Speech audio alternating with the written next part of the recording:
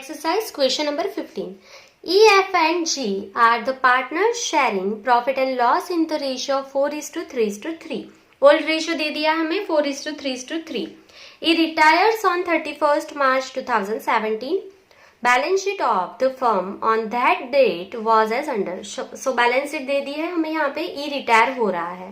So adjustment टिक कर लेंगे quickly. Following terms of retirement were decided in partnership agreement and among the partners. Number first, goodwill of the firm is valued at rupees 7,000. So goodwill last में calculate हो जाएगा. Value of land and building 7,000. So land and building पे number 2 लिख लो. उसके बाद furniture 2,000 decided हुआ है. So furniture पे भी लिख लो. Adjustment number 2. Stock is overvalued by 10%. So stock पे लिख लो adjustment number 3. आगे लिखा है rupees 5,000 to be paid to E immediately and balance to be transferred to his loan account. So E को 5,000 immediately पे कर देना है. तो कैश पे अगर आप लिखना चाहते हो तो 3 लिख देना. E को पे करना है हमें 5,000 immediately. और जो भी आपका लास्ट में बैलेंस आएगा E का वो आपको उसके लोन में रखना है. Number 4, F and G will bring necessary cash in equal proportion in such a manner that E is to be paid his dues fully and rupees 2,000 remain as working capital cash. So ये बहुत ही simple है. ये हमने आगे जो question में किया था इसके आगे का क्वेश्चन नंबर 14 जो था एक्सरसाइज का सिमिलर ही है, वैसा ही है. सो क्विकली यहाँ पे स्टार भी कर लेंगे एंड शुरू करेंगे क्वेश्चन नंबर जो हमारा 15 है वो. सो स्टार कहाँ पे करेंगे? लायबिलिटी साइड देख लो. कैपिटल के बाद जनरल रिजर्व है जो ओल्ड रेशियो में पार्टनर ले लेंगे. उसके बाद क्रेडिटर्स एंड बिल्स पेबल पे नहीं होगा. एसेट साइड ओल्ड गुडविल दी है उस पे स्टार कर लो, वो रिटर्न ऑफ हो जाएगी ओल्ड रेशियो में. उसके बाद लास्ट में ना ही P&L है ना ही कोई डिफर रेवेन्यू एक्सपेंसेस है, तो 2 ही स्टार होंगे पूरे सब में, जनरल रिजर्व पे और गुडविल पे. क्लियर? चलिए तो यहाँ पे हम रिवैल्यूएशन अकाउंट, पार्टनर के capital account, cash account and balance sheet draw कर लेंगे एंड शुरू करेंगे एक्सरसाइज का क्वेश्चन नंबर 15.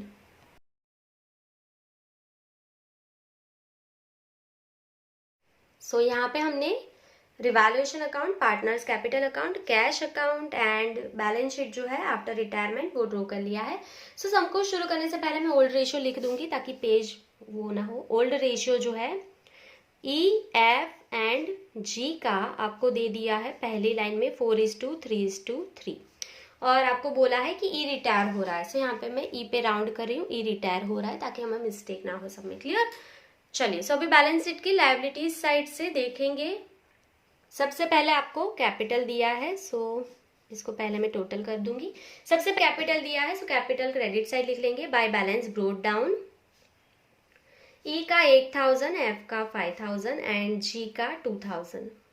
टिक मार्क कर लोगे, कैपिटल हो गया है. जनरल रिजर्व पे स्टार किया है, सो यहीं पे आएगी, कोई एडजस्टमेंट नहीं है. सो बाय जनरल रिजर्व और उसकी अमाउंट जो है वो 2,000 है और 2,000 जो है उसको आप डिस्ट्रीब्यूट कर दोगे 4:3:3 में.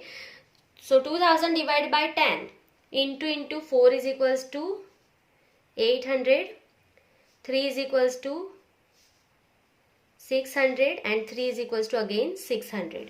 सो ये जनरल रिजर्व डिस्ट्रीब्यूट हो गया है, आप टिक मार्क कर लोगे. उसके बाद क्रेडिटर्स एंड बिल्स पेबल है जिसपे कोई भी एडजस्टमेंट नहीं है. सो उसके लिए यहाँ पे हम लिख लेंगे कैपिटल अकाउंट. सो आपको पता है यहाँ पे E रिटायर हो रहा है, कौन बचेगा? F and G. सो यहाँ पे मैं लिख रही हूँ F G, 2 लाइन छोड़ के लिख लेंगे क्रेडिटर्स. सो क्रेडिटर्स की अमाउंट 8,000 है, आउटर कॉलम में लिख रहे हैं क्योंकि कोई भी एडजस्टमेंट नहीं है. सेम वे में बिल्स पेबल पे भी कोई एडजस्टमेंट नहीं है. देखो मैं बहुत ही स्पीड से ये वाला सम कर रही हूँ ताकि आप एग्जाम में भी इतनी स्पीड से कर पाए. हमारा लास्ट सम है आज का. सो बिल्स पेबल भी हो गया 2,000. लायबिलिटी साइड कंप्लीट हो गई. अभी गुडविल पे स्टार किया है, सो स्टार किया है तो ओल्ड पार्टनर ले लेंगे.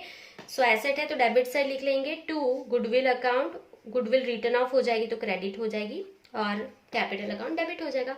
सो अमाउंट है उसकी 1,000 divide by 10 into 4 is equals to 3 is equals to 3 is equals to. So answer क्या आएगा? 400, 300, 300. गुडविल आपकी डिस्ट्रीब्यूट हो गई है, टिक मार्क कर लोगे. उसके बाद लैंड एंड बिल्डिंग दिया है, so land building asset side लिखा जाएगा. सो यहाँ पे हम लिख लेंगे लैंड एंड बिल्डिंग. सो उसकी अमाउंट जो है वो 6,000 है, इनर कॉलम में लिखेंगे क्योंकि उस पर एडजस्टमेंट नंबर 2 है. So value of land and building ₹7,000. सो 6,000 की जगह पे कितनी है? आउटर कॉलम में 7,000 है, सो क्या हुआ है, प्लस इंक्रीज हुआ है 1000 का।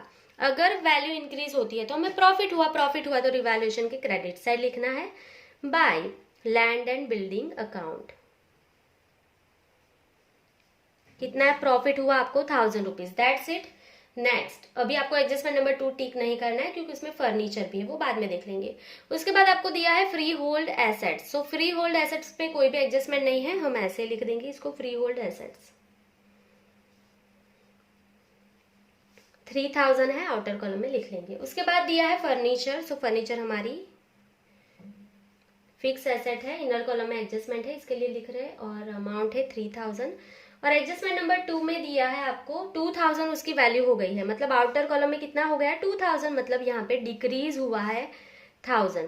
3000 का 2000 हो गया, मतलब 1000 डिक्रीज होगा। अगर 1000 रुपीज उसकी वैल्यू डिक्रीज हो गई तो हमें लॉस हो गया, तो debit side to furniture account. ये आपको बहुत अच्छे से अभी आता है तो मैं बहुत डीप में एक्सप्लेन नहीं कर रही हूँ, आप समझ गए होंगे। लॉस है तो डेबिट साइड।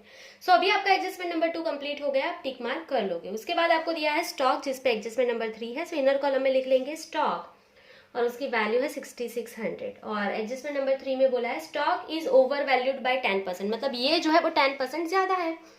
तो ये भी हमने बहुत बार कैलकुलेट किया है। कौन सा एडजस्टमेंट नंबर 3, यहाँ पे लिख लूँ एडजस्टमेंट नंबर 3। ये जो वैल्यू है 10% ज्यादा है, मतलब बुक वैल्यू जो है 10% ज्यादा है। 100 में 10% ज्यादा है, मतलब 110 है। Clear? Stock is over valued bye 10%, ये वैल्यू 10% ज्यादा है। कोई भी वैल्यू ले लो मार्केट वैल्यू से, अगर ज्यादा है तो मार्केट वैल्यू कितनी होगी इसकी 100 होगी। सो बुक में आपको दिया है 6600, तो मार्केट वैल्यू कितनी होनी चाहिए इसकी, तो 6600 इंटू 100 डिवाइडेड बाई 110। सो आपका आंसर क्या आएगा यहाँ पे, तो स्टॉक की वैल्यू 6000 हो जाएगी यहाँ पे। सो यहाँ पे हम लिख रहे हैं स्टॉक की वैल्यू 6000 है, मार्केट वैल्यू। तो यहाँ पे आउटर कॉलम में कितना पैसा जाएगा 6000 से, आपको पता है डिक्रीज हुआ है, माइनस डिक्रीज कितना डिक्रीज हुआ है, तो 6600 बाहर 6000 हो गए, तो डिक्रीज कितना हुआ है 600। अगर हमारी एसेट डिक्रीज हो गई तो हमें लॉस हो गया तो रिवैल्यूएशन में debit side to stock account. ये एडजस्टमेंट भी बहुत बार कर चुके हैं हम लोग, सो ये आपको आता है। सो एडजस्टमेंट नंबर 3 में और एक भी एडजस्टमेंट है, इसके लिए आप टिक नहीं करोगे, ई को पैसा पे करना है, वो लास्ट में पे करेंगे। सो 3 एडजस्टमेंट टिक नहीं करना है आपको, सिर्फ स्टॉक टिक कर लो। उसके बाद डेप्टर्स है, उस पर कोई भी एडजस्टमेंट नहीं है, सो लिख लेंगे डेप्टर्स। आउटर कॉलम में लिख लेंगे 7000। उसके बाद कैश दिया है 400, तो कैश हमने अकाउंट ड्रॉ कर लिया है, सो लिख लेंगे टू बैलेंस ब्रोड डाउन, और अमाउंट है उस पे 400।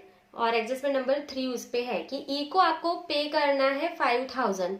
सो पहले अभी ई को पे कर देंगे, 5000 पे करोगे तो पैसा जाएगा, तो कैश में credit side by E's capital account. E को पैसा पे कर दो बाय ईज कैपिटल अकाउंट। और कितना पे करना है, सो यहाँ पे किया लिखा है ₹5000 is to be paid to ई इमीडिएटली, सिर्फ उसको पहले 5000 पे करो। सो यहाँ पे मैं लिख रही हूँ 5000, कैपिटल में ऑपोजिट लिख लेंगे टू कैश अकाउंट। ई के कॉलम में लिख लो 5000, ई को आपने 5000 पे कर दिया, तो बाकी का जो अमाउंट रहेगा वो लोन रहेगा। सो अभी आप एडजस्टमेंट नंबर 3 टिक कर लो, क्योंकि हमने 5000 इमीडिएटली पे कर लिया है। सो एडजस्टमेंट नंबर 1 नहीं, गुडविल बाकी है। एडजस्टमेंट नंबर 2 एंड 3 कंप्लीट हो गया है, टिक मार्क कर लो। सो अभी जो एडजस्टमेंट बचा है वो गुडविल का है। सो गुडविल के लिए आप यहाँ पे देख लो, ओल्ड रेशियो आपके पास पहले से अवेलेबल है। यहाँ पे आपको ना ही न्यू रेशियो दिया है और ना ही यहाँ पे आपको गेन का रेशियो दिया है, ना ही गेन का शेयर है, कुछ भी नहीं है। तो मैंने इसके प्रीवियस समय भी आपको बोला था, अगर यहाँ पे कुछ भी नहीं है तो आपका ओल्ड रेशियो जो है वो ही न्यू रेशियो बन जाएगा, वो ही आपका गेन रेशियो बन जाएगा। ये आपको नोट मैंने पहले ही पार्ट में सिखाया था, जो ओल्ड रेशियो है वही न्यू रेशियो, वही गेन रेशियो कब बनता है, जब कुछ भी नहीं दिया है, ना ही न्यू रेशियो, ना ही गेन रेशियो, ना ही गेन शेयर, कुछ भी नहीं दिया है, तो यही रहेगा। तो कैसे फाइंड करोगे, देखो यहाँ पे ऑलरेडी मैंने राउंड किया है, ई चला गया तो ई के नीचे लिखा है 4, तो ये 4 निकाल दो। अभी क्या बचा 3:3, 3:3, इसका मतलब 1:1। सो आपका new ratio and gain ratio कितना हो गया 1:1 is equals to 2। New ratio becomes old ratio becomes new and gain ratio, मतलब 1:1 मतलब 2, टोटल उसका 2 होगा। क्लियर? सो अभी आप गुडविल फाइंड कर सकते हो बहुत अच्छे तरीके से। सो गुडविल जो है उसको लिए आपको एडजस्टमेंट नंबर 1 दिया है, टोटल गुडविल 7000 है। Goodwill of the firm is valued at 7000, तो यहाँ पे हम लिख रहे हैं adjustment number 1। Adjustment number 1, total goodwill is equals to 7,000। अभी कौन रिटायर हो रहा है? ई रिटायर होगा, तो यहाँ पे क्या लिखेंगे? E's share in goodwill. E को कितना पैसा देना है गुडविल का? 7,000 इंटू ई का शेयर राउंड किया ही हमने 4/10, सो 7,000 into 4 divide by 10, so answer क्या है? 2800। सो आपको ई को 2800 पे करना है और गेन रेशियो आपके पास है तो डायरेक्टली जर्नल लिख लेंगे। ई जाएगा तो ई क्रेडिट होगा, जिसको गेन होगा वो डेबिट। किसको गेन हुआ? एफ एंड जी को। So F's capital account debit, F's capital account debit, G's capital account debit to E's capital account. E को कितना पैसा दे दो? 2800 दे दो। कौन से रेशियो में? Gain ratio. गेन रेशियो क्या है? 1:1, मतलब इसके डिवाइड बाय 2, मतलब 1400। चलो इसकी पोस्टिंग कर लेंगे। सो एफ के कैपिटल अकाउंट के डेबिट साइड जाके लिख लो 1400। किसको पे करेंगे? ई को। सो यहाँ पे क्या लिखेंगे? ऑपोजिट क्या है? ई, टू ईज कैपिटल अकाउंट। हो गया। और जी भी पे करेगा 1400, सो जी में भी लिख देंगे 1400। ई को पे किया और ई के अकाउंट में क्रेडिट साइड जाना है, उसको 1400 एफ देगा एंड 1400 जी देगा। सो यहाँ पे हम लिख लेंगे by F's capital account and by G's capital account. Clear? So ये आपका जो है गुडविल का एडजस्टमेंट नंबर फर्स्ट कंप्लीट हो गया है। अभी सिर्फ आपका एडजस्टमेंट नंबर 4 जो है वो बाकी है, तो उसके लिए आपको पहले रिवैल्यूएशन अकाउंट क्लोज करना पड़ेगा। सो रिवैल्यूएशन अकाउंट में कौन से साइड टोटल ज्यादा है? आपका डेबिट साइड 1600, उसमें से 1000 माइनस कर लो, आंसर क्या आएगा आपका? 600। ये यहाँ पे डेबिट साइड जाएगा तो ये लॉस है, सो यहाँ पे हम लिख लेंगे by partners capital account. Old ratio में डिस्ट्रीब्यूट होता है लॉस 4:3:3 में। So 600 divide by 10 into 4 is equals to 240, 3 is equals to 180। So E, F and G, ये हम ऑपोजिट साइड लेके आएंगे टू रिवैल्यूएशन अकाउंट। कहाँ से लाए? रिवैल्यूएशन अकाउंट से लाए लॉस। 240, 180। सबसे पहले ई रिटायर हो रहा है ना, उसको पैसा जो भी आएगा वो लोन में रखना है। सो ई को क्लोज करो पहले। सो उसका क्रेडिट साइड का टोटल कर रहे हैं हम लोग पहले। सो ई का क्रेडिट साइड का जो टोटल आया है वो आया है 11,600। उसमें से डेबिट साइड का माइनस कर लेंगे 240, 5000 एंड 400। सो उसको कितना पैसा पे करना बाकी है? 5,960। वो उसकी लोन में लेके जाना है। सो टू ईज लोन अकाउंट। ई की लोन रखनी है इतनी, सो यहाँ पे लिख लो ईज लोन अकाउंट। कितनी लोन रखनी है उसकी? 5,960। क्लियर यहाँ तक? चलो अभी आप आगे पढ़ सकते हो adjustment number 4। F and G will bring necessary cash in equal proportion in such a manner that E is to be paid his due fully and ₹2,000 remain as working capital। यहाँ पे आपको क्लियरली ये बोला है कि cash जो है वो आपको कितनी रखनी है? लास्ट में 2000 रहनी चाहिए और ई को अमाउंट पे हो जानी चाहिए। कैपिटल के लिए कुछ भी नहीं बोला है, सो कैपिटल को कुछ नहीं करेंगे, सिर्फ क्या करोगे यहाँ पे एडजस्टमेंट नंबर 4। सबसे पहले ई को जितना भी पे करना है वो कैश लेके आओ। सो यहाँ पे लिख रहे हैं अमाउंट पेबल टू ई। ई को कितना पे करना है हमें कैश में? 5000। सो ये 5000 कौन लाएगा? एफ एंड जी लाएगा। और लास्ट में कैश जो है ना वो कितनी बचनी चाहिए? सो लास्ट में वर्किंग कैपिटल 2000, मतलब कैश रहनी चाहिए 2000। सो यहाँ पे हम लिख रहे हैं प्लस कैश 2000 कैश रहनी चाहिए। उसमें आपके पास ऑलरेडी ओपनिंग है 400। देखो मैंने हर एक समय एक्सप्लेन किया है, अगर आपको क्लोजिंग, आपको लास्ट में 2000 चाहिए अपने पास और आपके पास ऑलरेडी ओपनिंग बैलेंस स्टार्टिंग में आपके पास ऑलरेडी 400 है, तो अभी आपको 2000 यहाँ पे नहीं लिखना है, अदरवाइज आपका सम यहाँ से रॉन्ग हो सकता है। आपको सिंपली क्या करना है? 2000 माइनस 400। सो अभी आपको सिर्फ कितना चाहिए? 1600। सो आपको टोटल कैश कितनी चाहिए? 5000 प्लस 1600, आपको 6600 टोटल कैश चाहिए।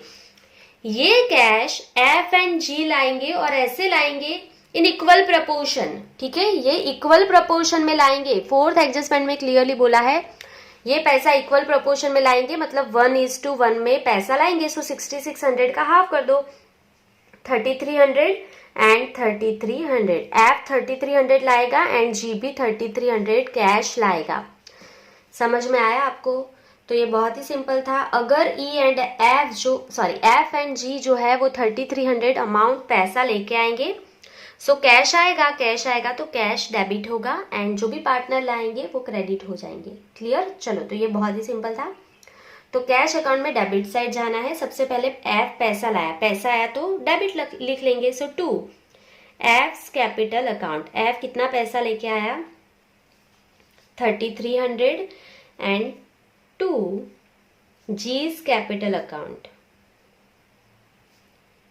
जी भी कितना लेके आया 3300। सो यहाँ पे ऑपोजिट साइड लिख लेंगे, ये पैसा लेके आया सो उसके कैपिटल में क्रेडिट होगा। बाय कैश अकाउंट, ये दोनों पैसा लेके आए हैं। एफ एंड जी, ई में कुछ नहीं होगा, एफ 3300 लेके आया है, जी 3300 लेके आया है। सो ये आपका एडजस्टमेंट नंबर 4 भी कंप्लीट हो गया है। बहुत ही सिंपल था, यहाँ पे कैपिटल को कुछ भी नहीं करना था, सिर्फ क्या बोला है कि ई को जो पैसा देना है वो लेके आएंगे दोनों, और कैश 2000 रहेगी तो उसको 1600 और ज्यादा लाने पड़ेंगे। सो ये 3300 इक्वल रेशियो में दोनों लेके आ गए पैसा। चलो, अभी ये दोनों पैसा लेके आ गए हैं तो आप यहाँ पे क्लोज कर सकते हैं। तो सबसे पहले अभी ई क्लोज हो गया है, उसके बाद हम एफ को क्लोज कर लेंगे। सो एफ की क्रेडिट साइड का टोटल कर लेंगे 5600 3300। सो एफ की क्रेडिट साइड का टोटल है 8900। उसमें से डेबिट साइड का टोटल माइनस कर लेंगे। सो यहाँ पे आपको बैलेंस मिल जाएगी 7020। चलो, जी का आप टोटल कर लेंगे 2600 3300, आंसर इज 5900। उसमें से डेबिट साइड का टोटल माइनस करेंगे 5900 माइनस 300 1400 एंड 180, आंसर इज 4020। सो ये आपको कैपिटल की बैलेंस मिल गई है। सो यहाँ पे लिख लेंगे टू बैलेंस कैरी फॉरवर्ड। सो यहाँ पे कैपिटल में बैलेंस लिख लेंगे एफ की 7020 एंड 4020। सो आउटर कॉलम में कितना जाएगा 11040। चलो, तो ये हो गया आपका। अभी सिर्फ कैश अकाउंट क्लोज करना बाकी है। सो कैश में आपकी डेबिट साइड की जो बैलेंस है वो ज्यादा है, सो कैश का डेबिट साइड का टोटल कर लो 3300 प्लस 400। सो आंसर यहाँ पे क्या आ जाएगा 7000। सो 7000 माइनस 5000 करोगे तो क्लोजिंग कैपिटल आपको पता ही है 2000 ही मिलनी चाहिए। ये सम आप लास्ट से भी क्लोज कर सकते हो, मैंने हर बार बोला है, बैलेंस शीट से भी क्लोज हो सकता है, पर हम ये वर्किंग नोट्स करके ही सॉल्व कर देते हैं, जल्दी हो जाएगा सम विदाउट एनी मिस्टेक। वैसे भी कर सकते हो, जो इजी लगे वैसे कर लेना। सो यहाँ पे हम लिख लेंगे बाय बैलेंस कैरी फॉरवर्ड 2000 आप आगे लेके जाओगे, आपको पहले से ही पता है कैश आपके पास 2000 होनी चाहिए। ये अगर यहाँ पे 2000 आ गया मतलब ये जो कैलकुलेट किया है वो पूरा राइट है, ये आपका वेरीफाई हो जाएगा।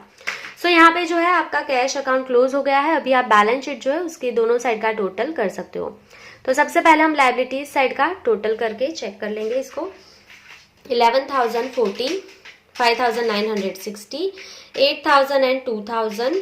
सो आंसर आपका बैलेंस शीट का आया है लायबिलिटीज साइड का 27,000। एसेट साइड चेक करेंगे, इतनी ही अमाउंट आपकी आनी चाहिए। सो देख लेंगे।